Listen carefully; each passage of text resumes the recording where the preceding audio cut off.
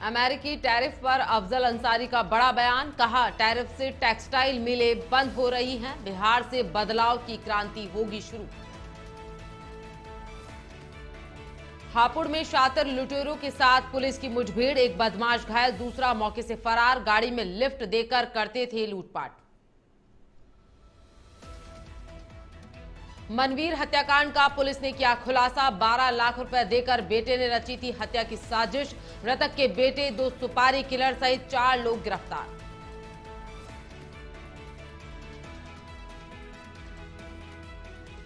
सौतेली मां ने की 7 साल के बच्चे की हत्या। चिमटे और बेलन से पीट पीट कर मार डाला। पुलिस ने आरोपी मां को किया गिरफ्तार।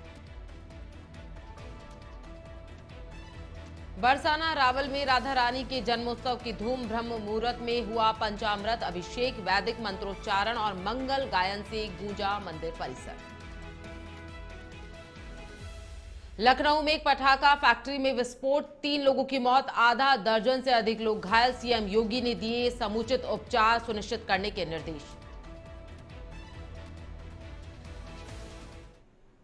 वंदे भारतम, स्वागत है आपका इंडिया हेड में और मैं हूं आपके साथ प्रियंका शर्मा। बढ़ते हैं खबरों की ओर। तो यूपी से बड़ी खबर सामने आ रही है, जहां यूपी गाजीपुर से सपा सांसद अफजल अंसारी ने अमेरिकी राष्ट्रपति डोनाल्ड ट्रंप के टैरिफ और भारत की विदेश नीति पर बड़ा बयान दिया है। उन्होंने कहा कि इस टैरिफ से टेक्सटाइल मिलें बंद हो रही हैं और 30 लाख लोग यहां पर बेरोजगार हो जाएंगे। पहलगाम घटना पर अंसारी ने कहा कि शुरुआत अच्छी थी, लेकिन अंत शर्मनाक रहा, क्योंकि ट्रंप ने अमेरिका में बैठकर सीज फायर का ऐलान कर दिया और भारत पाकिस्तान ने उसे मान लिया। उन्होंने आरोप लगाया कि अडानी को बचाने के लिए सरकार चुप है और हमारी विदेश नीति विफल हो रही है। अंसारी ने दावा किया कि बिहार से बदलाव की क्रांति शुरू होगी और यहां एनडीए का सफाया होगा। वहीं यूपी में चुनाव हुए तो सपा और इंडिया गठबंधन बंपर बहुमत से सरकार बनाएंगी।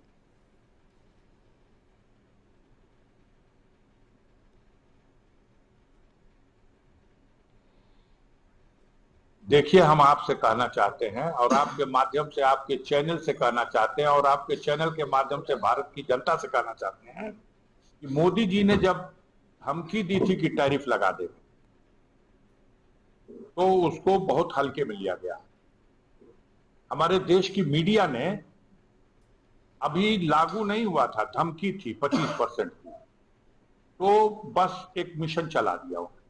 परिणाम यह हुआ कि 25% पहले कहा, फिर 24 घंटे के बाद उसको 50% कर दिया और 50% भी उसने कहा कि अभी लागू नहीं कर रहे हैं, घोषित करते हैं 50% और लागू करेंगे 27 तारीख को। लेकिन हालत ऐसी आ गई कि परसों 27 थी, परसों वो लागू हो गया। बड़ा गंभीर सवाल है। 20 लाख से ज्यादा लोग बेरोजगार हो। खबर यूपी के जालौन से है, जहां जालौन के उरई कोतवाली क्षेत्र में 2 दिन पहले हुई हिंसा और आगजनी के मामले में प्रशासन ने कड़ा रुख अपनाया है। जिलाधिकारी राजेश कुमार पांडे ने कहा कि मुख्य आरोपियों के साथ जुड़े पूरे नेटवर्क और उन्हें संरक्षण देने वालों के खिलाफ भी कठोर कानूनी कार्रवाई यहां की जाएगी। बता दें कि शुक्रवार को कालपी बस स्टैंड के पास 2 समूहों के बीच झड़प हुई, जिसमें कई वाहन और सार्वजनिक संपत्ति को नुकसान पहुंचा और आगजनी की घटनाएं हुई। पुलिस ने एफआईआर दर्ज कर सीसीटीवी फुटेज और गवाहों के बयानों के आधार पर संदिग्धों की पहचान और गिरफ्तारी की कार्रवाई यहां पर शुरू कर दी है। प्रशासन पूरे मामले को संगठित अपराध के दृष्टिकोण से देख रहा है और आरोपियों के संरक्षण का पता लगाने में जुटा हुआ है।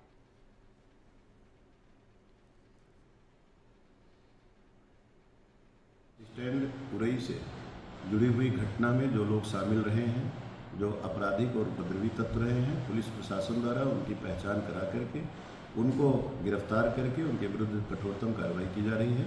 साथ ही इनके नेटवर्क में सम्मिलित अन्य लोग जिन्होंने इनको संरक्षण दे रखा है, उन सब की कुंडली खंगाली जा रही है, ताकि इस प्रकार की घटना की पुनरावृत्ति न हो और इनके द्वारा जहाँ जहाँ भी सरकारी जमीन या अवैध रूप से अर्जित की गई, उनका सबका पता लगा करके चिन्हांकित करके।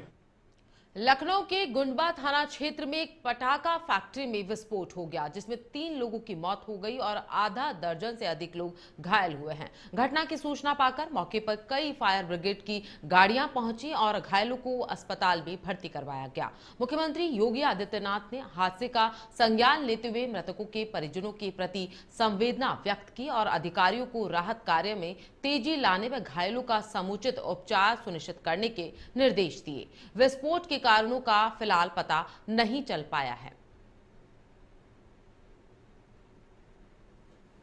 तो गुंडबा थाना क्षेत्र में एक पटाखा फैक्ट्री में विस्फोट यहां पर हो गया है, जिसमें 3 लोगों की मौत की खबर सामने आ रही है। आधा दर्जन से अधिक लोग यहां इस मामले को लेकर घायल बताए जा रहे हैं। तो आपको बता दें, मुख्यमंत्री योगी आदित्यनाथ ने हर संभव मदद का प्रयास यहां पर इन लोगों के लिए किया है।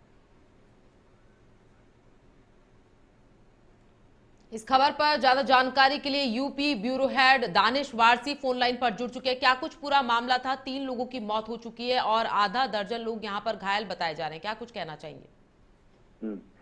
देखिए प्रियंका, जो ये हादसा हुआ है, हादसे के कई पहलू हैं और भले ही मुख्यमंत्री योगी आदित्यनाथ ने इसका संज्ञान ले लिया हो, लेकिन सबसे पहला सवाल ये है कि जब उत्तर प्रदेश में जब जीरो टॉलरेंस को लेकर के सरकार ने एक वादा किया था कि फैक्ट्री को बैन कर दिया गया, उत्तर प्रदेश में जो पटाखा फैक्ट्री है उनमें बैन लगा दिया गया, तो फिर इस फैक्ट्री का निराकरण कैसे हो रहा था? फैक्ट्री में अवैध फैक्ट्री कैसे चल रही थी? एक बड़ा सवाल ये है। दूसरी बात यहाँ पर यह है कि जो गुड़म्बा थाना लखनऊ क्षेत्र में बेटा चौकी अंतर्गत जो ये फैक्ट्री लगी, उसमें कहीं ना कहीं जो वहाँ के चौकी इंचार्ज हैं, जो SHO है, उसकी लापरवाही सामने आ रही। अभी जो आंकड़े बताए जा रहे हैं, सुबह जो आंकड़े थे वो 3 लोगों के थे, अभी जो जानकारी सूत्रों से मिल रही है वो 7 लोगों की मरने की पुष्टि बताई जा रही है। हालांकि 1 दर्जन से ज्यादा लोग घायल होने के लिए बताए जा रहे हैं। मामला इतना गंभीर है, इस तरीके की हृदय विदारक घटना है कि मुख्यमंत्री ने इसको संज्ञान लिया है। फायर ब्रिगेड की गाड़ियां मौके पर हैं, कई अधिकारी मौके पर हैं, राहत का काम चल रहा है। लेकिन सवाल यहाँ पर यह है कि हादसे से पहले जिम्मेदारों ने अपनी जिम्मेदारी क्यों नहीं निभाई और हादसे के बाद ही क्यों प्रशासन जाग रहा है? ये बड़ा सवाल है। जी बिल्कुल, राहत कार्य यहाँ पर लगातार जारी है और घायलों को समुचित उपचार की व्यवस्था यहाँ पर की गई है। इस काम से इतिश्री नहीं की जा सकती है, क्योंकि आप यहाँ बता रहे कि यहाँ पर बैन है, पटाखा फैक्ट्री बंद होने के बावजूद भी यहाँ पर चलाई जा रही थी, तो इस और किसी का ध्यान यहाँ पर नहीं गया और इसके बाद में यहाँ पर मुख्यमंत्री योगी आदित्यनाथ यहाँ पर हर संभव मदद का यहाँ पर ऐलान कर रहे हैं और कह रहे हैं। लेकिन इसको लेकर यहाँ पर जो मौत हो गई है उनके बारे में क्या कहना चाहेंगे? नहीं, मैं कह सकता हूँ कि उत्तर प्रदेश में सीएम गंभीर हैं, मुख्यमंत्री इस चीज को लेकर के मुझे लगता है गंभीर हैं, लेकिन जो लापरवाही है वो कहीं ना कहीं प्रशासनिक स्तर पर आ रही, लोकल स्तर पर है और पुलिसिंग को लेकर के कहीं ना कहीं लापरवाही आ रही है। हालांकि अभी इस खबर के बाद भले ही चौकी इंचार्ज SHO पर कार्रवाई कर दी जाए या प्रशासनिक अमले पर कार्रवाई कर दी जाए, लेकिन जो हादसे हुए उसकी रोकथाम कैसे होगी? जिन लोगों की जानें चली गई हैं, क्या वो वापस आएंगे? वो वापस नहीं आ सकते। देखिए, जो गैर जिम्मेदारी है, उस गैर जिम्मेदारी पे कहीं ना कहीं जिम्मेदारी तय करने की बात बन रही है। तो कहीं ना कहीं एक सवाल ये उठ रहा है कि लापरवाही हुई है। हालांकि मुख्यमंत्री ने इसको संज्ञान लिया है, 7 लोगों की मरने की पुष्टि बताई जा रही है और 1 दर्जन से ज्यादा लोग घायल हैं। तो अभी सवाल ये है कि जब DGP प्रशांत कुमार थे तब भी बरेली में फैक्ट्री हादसा हुआ था, उसको लेकर के बैन लगाया गया, तो तब से बैन चल रहा। तो बैन को लेकर के फैक्ट्री चल कैसे रही थी, किसके संरक्षण में चल रही थी? बट कई पहलू हैं, इन पहलुओं पर जांच होना बहुत जरूरी है। इसके साथ साथ जो फैक्ट्री है, फैक्ट्री में किस तरीके का मैं कह सकता हूँ विस्फोटक पदार्थ था, इसके साथ साथ हादसे कैसे हुए, लापरवाही का हुआ, बहुत सवाल है। इसको लेकर के जांच बैठी है। हालांकि मुख्यमंत्री ने इसको गंभीर स्तर से लिया है। अभी घायलों को तो उपचार चल ही रहा है, हो सकता है कि इसमें और भी इन्वेस्टिगेशन बैठे। शाम को वीडियो कॉन्फ्रेंसिंग भी इसको लेकर के। जी बिल्कुल, दानिश बने रहिए हमारे साथ।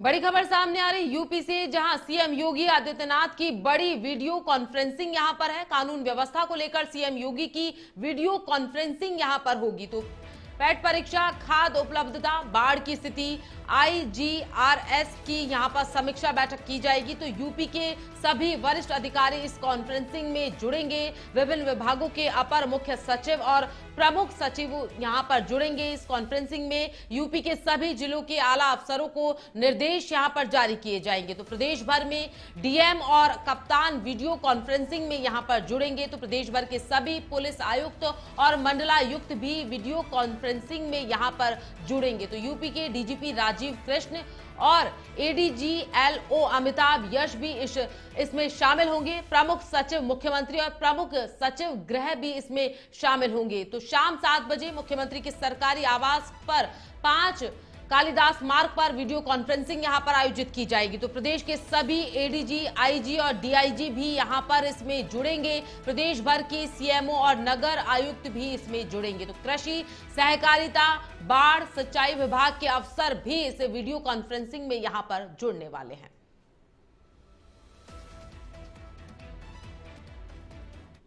इस खबर पर ज्यादा जानकारी के लिए हमारे साथ UP bureau head Danish Warsi phone line पर है। तो दानिश, क्या कुछ पूरा यहां पर मामला है? वीडियो कॉन्फ्रेंसिंग के जरिए तमाम बड़े अधिकारियों से यहां पर जुड़ा जाएगा। देखिए, ये जो वीडियो कॉन्फ्रेंसिंग है सीएम की, ये बहुत ही महत्वपूर्ण है, क्योंकि इसमें जो कई विभागों के प्रमुख सचिव और अधिकारी लेवल इसमें जुड़ेंगे। हालांकि इसमें डीजीपी जुड़ेंगे, एडीजी एलओ जुड़ेंगे। अब इसमें जो वीडियो कॉन्फ्रेंसिंग में जो 5 कालिदास मार्ग पे 7 बजे जो वीडियो कॉन्फ्रेंसिंग होगी, इसमें भी एक पहलू ये जुड़ जाएगा कि जो घटना हुई है आज लखनऊ में विस्फोटक फैक्ट्री को लेकर के, मुझे लगता है कि इस कानून व्यवस्था को लेकर सबसे पहले जो पेच है वो इसी को लेकर कसे जाएंगे कि आखिर किस तरीके की लापरवाही सामने आ रही है। जब उत्तर प्रदेश में बैन थे फैक्ट्री, तो कैसे सुचारू रूप से चालू की गई। इसके साथ साथ जो खाद की किल्लत चल रही है उत्तर प्रदेश में, उस खाद की किल्लत को लेकर के भी सरकार की कहीं ना कहीं किरकिरी हो रही है, जिसको लेकर के मुख्यमंत्री ने गंभीरता दिखाई है। और मुझे लगता है कि इस मामले में मुख्यमंत्री बेहद ही गंभीर हैं। तो कहीं ना कहीं जो वीडियो कॉन्फ्रेंसिंग में आज जो अधिकारियों को दिशा निर्देश जारी होंगे, वो खाद को लेकर के भी हो सकते हैं, कानून व्यवस्था को लेकर के हो सकते हैं, खाद्य पदार्थों को लेकर के हो सकते हैं। इसके साथ साथ जो आने वाले त्योहार हैं भी, उन त्योहारों को लेकर के भी कोई गाइडलाइन जारी हो सकती है। इसके साथ साथ सरकार जो अभी प्रशिक्षण को लेकर के तैयारी कर रही है, उसको लेकर के भी आदेश जारी हो सकते हैं। लेकिन जो पहला मुख्य मुद्दा रहेगा वो लगता है खाद्य विभाग, खाद्य पदार्थ का। इसके साथ साथ कानून व्यवस्था को लेकर के इशू रहेगा। जी बिल्कुल, बाढ़ प्रभावित लोगों के बारे में भी यहाँ पर जाना जाएगा और इसी के साथ कृषि के बारे में आप बात करें, तमाम जो बड़े विभाग है उनको लेकर यहाँ पर बातचीत की जाएगी। तो क्या कुछ कहना चाह रहे हैं, क्योंकि यहाँ पर दिशा निर्देश भी सभी विभागों के अधिकारियों को जारी किए जाएंगे। बाढ़ को लेकर के मैंने बताया था ना कि बाढ़ को लेकर के ही खाद्य विभाग का आदेश है कि खाद सबको खाद समय पे मिल जाए, क्योंकि कहीं ना कहीं बाढ़ आई हुई, बाढ़ों को लेकर के किसान काफी ज्यादा परेशान हो। कई वीडियो भी फुटेज में वायरल हुए हैं, किस तरह की घटना भी सामने आई कि बाढ़ खाद को लेकर के काफी महामारी चल रही है, प्रशासन उस पर कहीं ना कहीं प्रोटोकॉल जारी भी कर रहा है। तो एक कृषि विभाग को लेकर के भी संबंधित दिशा निर्देश दिए जाएंगे। इसमें सीएमओ बैठेंगे, सीएमओ के साथ साथ कृषि अधिकारी बैठेंगे, प्रमुख सचिव लेवल के बैठे, राजस्व विभाग के लोग बैठ रहे, उसको लेकर के भी दिशा निर्देश जारी होंगे। क्योंकि आज जो वीडियो कॉन्फ्रेंसिंग है ये बहुत ही महत्वपूर्ण है। इसमें कहीं ना कहीं 2 से 3 मुद्दे जो है जो अहम रहेंगे। एक तो लखनऊ का विस्फोट मामला, और दूसरा खाद्य विभाग का लेकर, तीसरा ही कृषि विभाग से बाढ़ संबंधित जो भी है दिशा निर्देश जारी किए जाएंगे। जी, बहुत शुक्रिया तमाम जानकारी के लिए दानिश।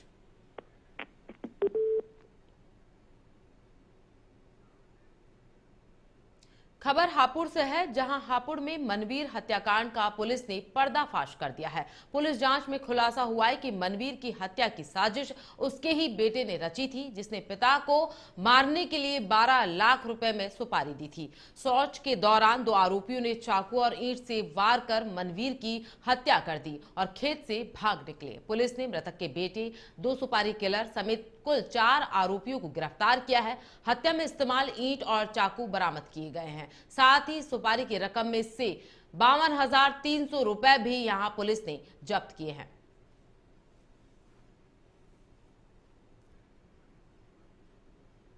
उत्तर प्रदेश सरकार की अपराध एवं अपराधियों के विरुद्ध जीरो टॉलरेंस की जो नीति थी, उसमें अभी एक खुलासा हम लोगों ने एक अज्ञात मर्डर का किया। ये दूसरा अज्ञात मर्डर है जिसका खुलासा हम लोगों की टीम ने किया है आज। मनवीर पुत्र श्रीराम जो तातारपुर के रहने वाले थे, इनकी हत्या हो गई थी दिनांक 27/8/25 को।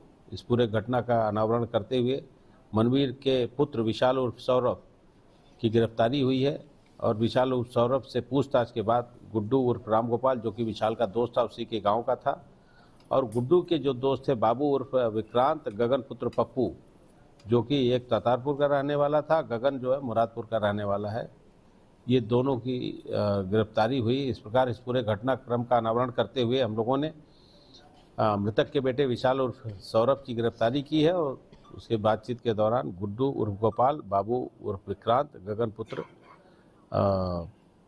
प्रेम सुंदर, इन तीनों। यूपी के श्रावस्ती से खबर है, जहां श्रावस्ती जिले के थाना नवीन मॉडर्न डिगूरा जो क्षेत्र के फत्तूपुर गांव में 8 साल के मासूम दीपक की सौतेली मां ने बेरहमी से पीट कर हत्या कर दी। बताया जा रहा है कि दीपक ने रोटी मांगी थी, जिस पर सौतेली मां ने उसे चिमटे और बेलन से इतना मारा कि उसकी मौके पर ही दर्दनाक मौत हो गई। मासूम के शरीर पर जलाने और पिटाई के गंभीर निशान भी मिले हैं। दीपक का पिता मुंबई में मजदूरी कर परिवार का खर्च चलाता है। घटना की सूचना मिलते ही पुलिस और फॉरेंसिक टीम मौके पर पहुंची और शव को कब्जे में लेकर जांच यहां पर शुरू कर दी है। पुलिस ने आरोपी सौतेली मां को हिरासत में ले लिया है।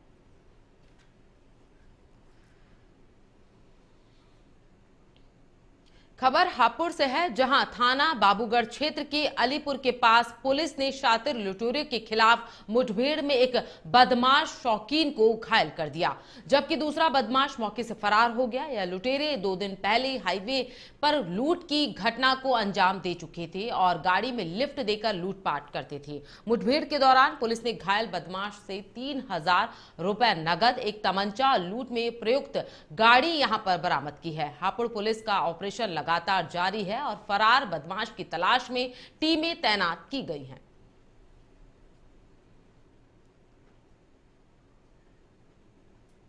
झांसी के मरू रानीपुर कोतवाली क्षेत्र में 2 दिन से लापता 24 वर्षीय शिवम उर्फ आनंद चतुर्वेदी का शव कुआ गांव के पास बने तालाब से बरामद हुआ है। मृतक मध्य प्रदेश के जतारा का रहने वाला था और हीरो कंपनी में फाइनेंस का कर्मचारी था। जानकारी के अनुसार शिवम गायब होने से पहले परिजनों से फोन पर बात कर जल्द लौटने की बात कहकर फोन यहां पर काट दिया गया था। एक दिन पहले तालाब किनारे उसकी बाइक और बैग मिला था। पुलिस ने गोताखोरों की मदद से शव को बाहर निकलवाया। परिजनों ने हत्या की आशंका जताई है और पुलिस में मामले को लेकर यहां पर एफआईआर दर्ज करवाई है।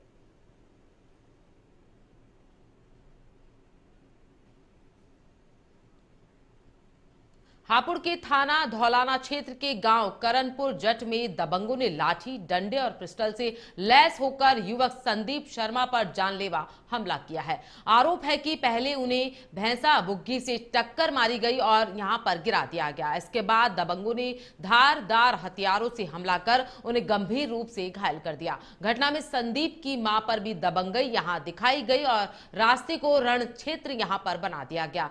इस पूरी घटना का लाइव वीडियो सामने आया है। हालांकि इंडिया अहेड वीडियो की पुष्टि यहां पर नहीं करता है। पीड़ित ने पुलिस में लिखित शिकायत देकर कार्रवाई की मांग की है और पुलिस मामले की गहन जांच पड़ताल में जुटी हुई है।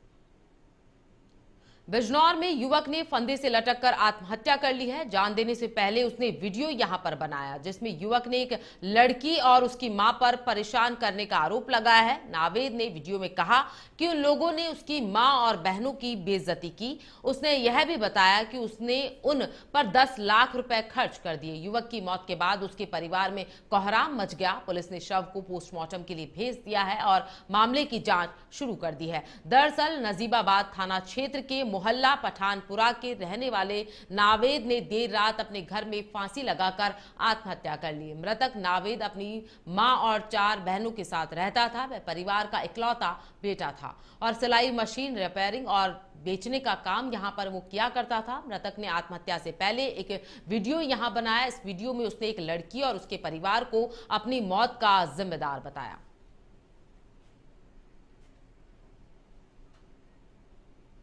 मिर्जापुर के विंध्याचल में शराब की कालाबाजारी का भंडाफोड़ हुआ है। पुलिस ने आबकारी विभाग की कंपोजिट दुकान के बाहर एक सेल्समैन को शराब बेचते हुए पकड़ा है। शनिवार की रात दुकान बंद होने के बाद भी शराब की अवैध बिक्री यहां पर लगातार जारी थी। आरोपी सेल्समैन ओला स्कूटी की डिग्गी में शराब और बियर की बोतलें भरकर यहां पर बेचा करता था। स्थानीय लोगों के अनुसार कंपोजिट दुकान का शटर गिरते ही कालाबाजारी यहां पर शुरू हो जाती थी।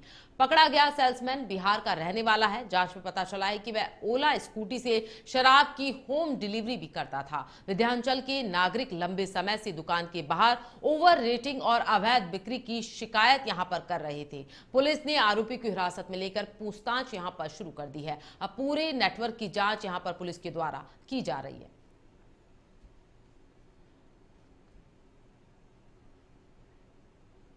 उन्नाव में गणेश चतुर्थी के चौथे दिन गंगानगर शुक्लागंज स्थित पुरानी वाली नव युवक गणेश सेवा समिति की ओर से भव्य आयोजन किया गया। इसमें सुंदरकांड पाठ यहां पर संपन्न हुआ। कार्यक्रम में गंगा घाट नगरपालिका अध्यक्ष कौमुदी पांडे भी शामिल हुई और भगवान गणेश की पूजा कर नगरवासियों को शुभकामनाएं दी। समिति की ओर से उन्हें सम्मानित भी किया गया। पंडाल में भक्तों को भारी भीड़ उमड़ी थी और सुंदरकांड और पाठ के दौरान भक्त यहां भाव विभोर यहां पर हो उठे। कार्यक्रम का संचालन समिति के पदाधिकारियों ने किया।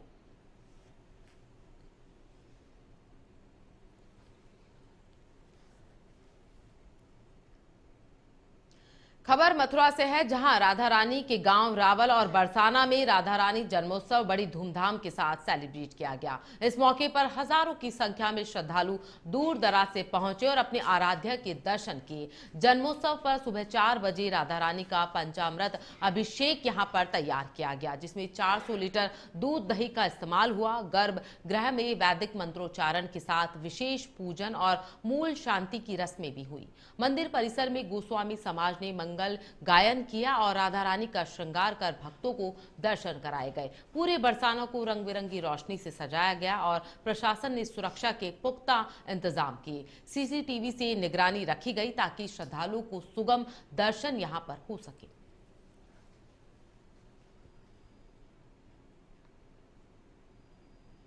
फिलहाल खबरों में इतना ही। देश प्रदेश की तमाम बड़ी खबरों के लिए देखते रहिए इंडिया अहेड। वंदे भारत।